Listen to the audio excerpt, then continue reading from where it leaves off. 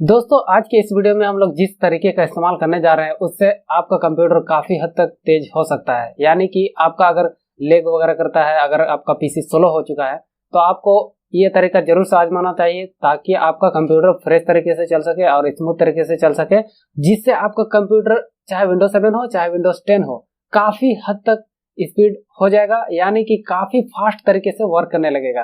तो चलिए वीडियो को बिना देरी किए स्टार्ट करते हैं। तो ये आप विंडोज 10 पे भी कर सकते हैं चाहे विंडोज 7 में भी कर सकते हैं, तो दोनों में ये वर्क करता है इजी तरीके से।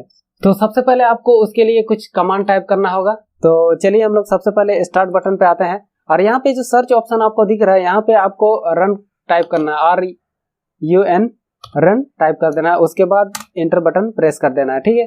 तो यहाँ पे आपको और एक सर्च ऑप्शन मिलेगा, यहाँ पे आपको टाइप करना है प्रीफेच, यानी कि PREFETCH प्रीफेच।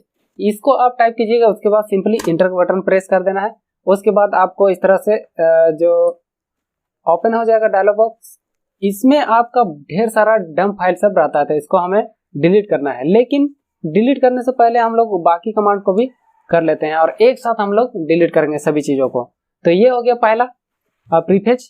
उसके बाद में आपको क्या करना है, और फिर से जाना है विंडो और फिर से सर्च ऑप्शन में आना है। अगर आपको इस तरह से आने में दिक्कत होता है या तो फिर आपको ऐसा नहीं करना है, दूसरे तरीके से आपको करना है, तो उसके लिए आप विंडो और R बटन को एक साथ प्रेस करके भी उस सर्च ऑप्शन में जा सकते हैं, या फिर जहाँ पे हम लोगों को कमांड देना है वहाँ पे आप जा सकते हैं। तो वहाँ पर आपको क्या करना है उसके बाद में, और नेक्स्ट बार अभी हम लोग इस बार करते हैं clean MGR, CLEAN clean MGR।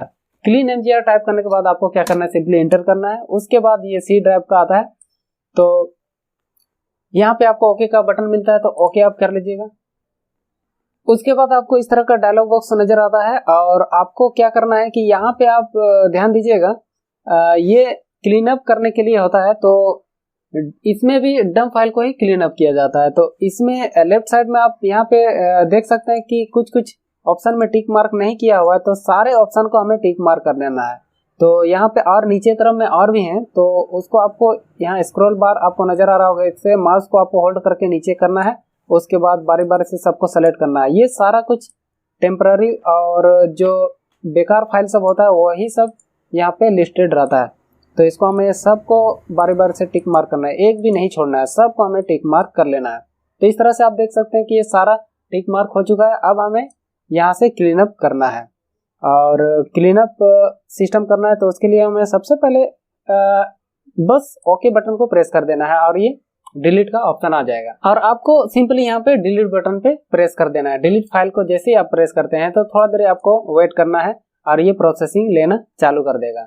तो थोड़ी देर हम लोग वेट कर लेते हैं, ये प्रोसेसिंग ले रहा है। तो ये देखिए कंप्लीट होने ही वाला है और इसी के साथ ये कंप्लीट होने ही वाला है। चलिए ये कंप्लीट हो गया, तो ये हो गया कंप्लीट, यानी कि कुछ हद तक क्लीन हो चुका है। ये हो गया सेकंड। और उसके बाद हमें फिर से विंडो और R बटन को प्रेस करना है और फिर से कमांड टाइप करना है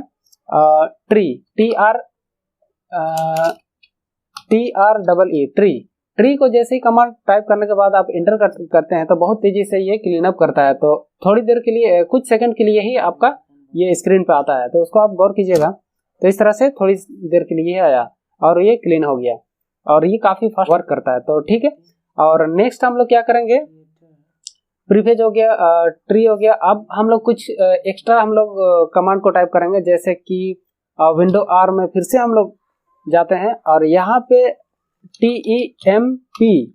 टेम्प हम लोग कमांड टाइप करेंगे। उसके बाद इंटर बटन प्रेस कर देंगे।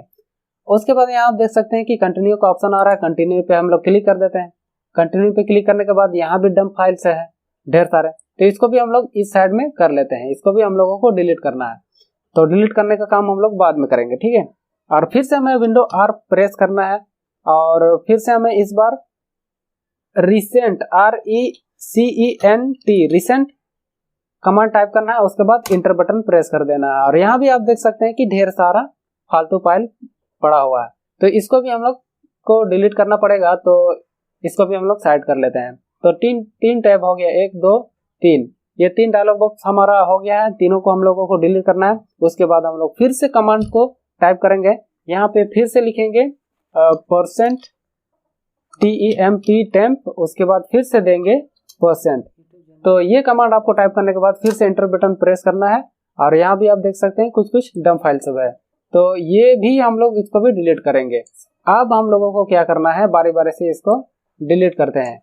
और यहाँ से इस तरह से माउस से आप सेलेक्ट कर सकते हैं ड्रैग करके, या तो फिर आप कंट्रोल A सेलेक्ट करके ऑल सेलेक्ट इस तरह से कर सकते हैं। उसके बाद शिफ्ट और डिलीट करना है। ध्यान रहे कि शिफ्ट और डिलीट करना है ताकि आपका ये सब डंप फाइल रिसाइकिल बिन में भी ना जाए। यहाँ पे होता है रिसाइकिल बिन, कोई भी चीज़ हम लोग जब डिलीट करते हैं तो ये रिसाइकिल बिन में स्टोर हो जाता है और हमारा जगह घेरता ही रहता है। तो हमें इसीलिए इसको क्लीन करना है पूरी तरह से ताकि ये रिसाइकिल बिन में भी स्टोर ना हो। तो उसके लिए आपको यहाँ पे जैसे ही क्लीन आता है, सिर्फ डिलीट करने के बाद जैसे ही क्लीन ऑप्शन यहाँ पे डिलीट ऑप्शन में येस करने के लिए आता है तो हमें येस बटन को क्लिक कर देना है। उसके बाद कुछ फाइल को स्किप करने बोलेगा, कुछ कुछ फाइल होता है जो डिलीट नहीं होता है तो उसको आपको स्किप कर देना है और स्किप कर देना है। तो ये मतलब ये 2 फाइल मतलब डिलीट नहीं हुआ तो इसको हमें छोड़ देना है। ठीक है, इसको हम लोग क्लोज कर लेते हैं। अब हम लोग नेक्स्ट आते हैं, इसको भी हम लोग को कंट्रोल A से सेलेक्ट कर लेना है सभी को। अगर आप कंट्रोल A से सेलेक्ट नहीं करना चाहते हैं तो इस तरह से माउस से आपको सेलेक्ट करना है ड्रैग करके। चलिए मैं आपको थोड़ा सा बड़ा करके दिखाता हूँ। इस तरह से आप ड्रैग करके सेलेक्ट कर सकते हैं, नहीं तो आपको सबसे इजी यही रहता है कि कंट्रोल A कीजिएगा, सब ऑल सेलेक्ट हो जाएगा। कंट्रोल और A बटन को आप एक साथ अगर प्रेस करते हैं तो ऑल सेलेक्ट हो जाता है। उसके बाद आपको शिफ्ट और डिलीट को प्रेस कर देना है। तो ये क्लीन हो गया, देखिए पूरी तरह से ये क्लीन हो गया, इसका भी काम खत्म हो चुका है। अब हम लोग को इस स्टेप को भी, इस डायलॉग बॉक्स को भी लाना पड़ेगा। यहाँ पे इसको भी हम लोगों को कंट्रोल A से सेलेक्ट करना पड़ेगा। तो इसको भी हम लोग कंट्रोल A कर दिए। कंट्रोल A करने के बाद में शिफ्ट और डिलीट बटन प्रेस कर दिए और फिर से एंटर बटन प्रेस कर दिए, तो ये भी डिलीट हो गया। इसको भी क्लोज कर देते हैं। अब लास्ट है हमारा ये, इसको भी हम लोग कंट्रोल A से सेलेक्ट कर लेते हैं। उसके बाद शिफ्ट डिलीट से डिलीट करते हैं। उसके बाद येस में किया हुआ है तो एंटर बटन प्रेस कर देते हैं, ये क्लीन हो गया। अब इतना करने के बाद में हमें एक ट्रिक्स आजमाना है अपने कंप्यूटर में, और वो है डिफ्रैगमेंट। और डिफ्रैगमेंट क्या करता है कि हमारा फाइल जो मतलब इस तरह से आप इसको समझ सकते हैं, जैसे कोई कमरे में ढेर सारे सामान वगैरह पड़े हुए हैं, तो अगर व्यवस्थित ढंग से अगर सामान सब नहीं रहता है, कमरे में सारा बिखरा हुआ रहता है, तो वैसे में क्या होता है कि जगह स्पेस जो है काफ़ी कम हो जाता है। आपको मतलब स्पेस उतना सही नहीं मिलेगा, सारा कुछ तो जहाँ तहाँ पड़ा हुआ रहता है तो स्पेस हमारा हो ही नहीं पाता है। तो हम लोगों को क्या करना है, कंप्यूटर के केस में भी कुछ ऐसा ही होता है कि डिफ्रैगमेंट अगर आप नहीं कीजिएगा तो बहुत सारा फाइल इधर उधर रहता है, तो वो कंप्यूटर का स्पेस को घेरता रहता है, जिससे आपको कंप्यूटर जो है आपका मतलब उतना फास्ट नहीं वर्क करता है। तो हम लोगों को ये सारा जो रीअरेंजिंग जो फाइल होता है, इसको हमें क्या करना है कि अरेंजिंग वे में लाना है। तो उसके लिए हम लोगों को डिफ्रैगमेंट करना पड़ता है। तो चलिए डिफ्रैगमेंट करने के लिए सबसे पहले हम लोगों को कंप्यूटर में चल जाना है। अगर आप विंडोज 10 चलाते हैं तो दिस पीसी में आपको जाना है। तो उसके बाद यहाँ इसको थोड़ा सा बड़ा कर लेना होगा।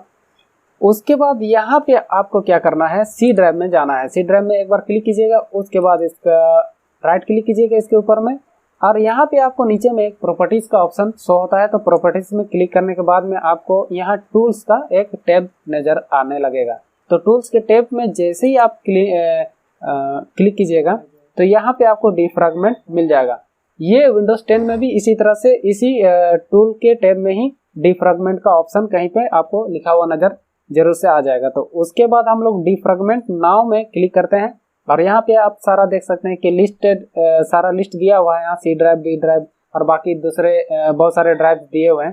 तो हमें क्या करना है कि यहाँ पे डिफ्रैगमेंट डिस्क लिखा हुआ है, यहाँ पे इसको हमें क्लिक करना है। इसको जैसे ही हम लोग क्लिक करते हैं तो फिर से आप देख सकते हैं यहाँ कुछ लिस्टेड नजर आ रहा है, जिसमें से ये रनिंग यहाँ दिखा रहा है पहला नंबर, यानी कि ये सी ड्राइव को रनिंग कर रहा है या 63% एनालाइज कर चुका है। तो इसमें आपको थोड़ा सा टाइम देना पड़ सकता है, थोड़ा सा आपका समय शायद लेगा इसमें, तो आपको थोड़ा पेशेंस के साथ वर्क करना है। और ये 73, 75 इस तरह से काफ़ी तेज़ी से होने लगा ये। और जब ये 100% हो जाएगा तो आपका पूरी तरह से जो फाइल वगैरह है वो प्रॉपर तरीके से अरेंज हो जाएगा। और ये आप देख सकते हैं फिर से ये चालू हो चुका है। तो कुछ कुछ केस में ये बारी बारी से 2-3 बार ये डिफ्रैगमेंट करता है। तो आप इस तरह से बारी बार से सेलेक्ट करके भी कर सकते हैं, एक एक ड्राइव को इस तरह से सेलेक्ट करके भी आप डिफ्रैगमेंट कर सकते हैं। लेकिन हमें सबसे जो मेन चीज़ होता है वो सी ड्राइव होता है, सी ड्राइव को ही हमें डिफ्रैगमेंट करना चाहिए। तो सी ड्राइव को सेलेक्ट करके आपको डिफ्रैगमेंट का ऑप्शन आएगा तो उसको क्लिक कर लेना है, ताकि आपका व्यवस्थित तरीके से सब अरेंज हो जाए।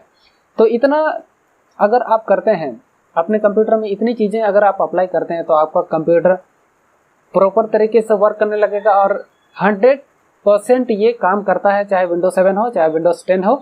तो ये 100% वर्क करता है, आपका कंप्यूटर काफ़ी गुना तेज वर्क करने लगेगा। आज का वीडियो बस इतना ही रखते हैं और मैं मिलता हूँ आपसे नेक्स्ट वीडियो में किसी नए टॉपिक के साथ। तब तक के लिए अपना ख्याल रखिए और अपने पीसी का भी ख्याल रखिए। तो चलिए मिलता हूँ नेक्स्ट वीडियो में।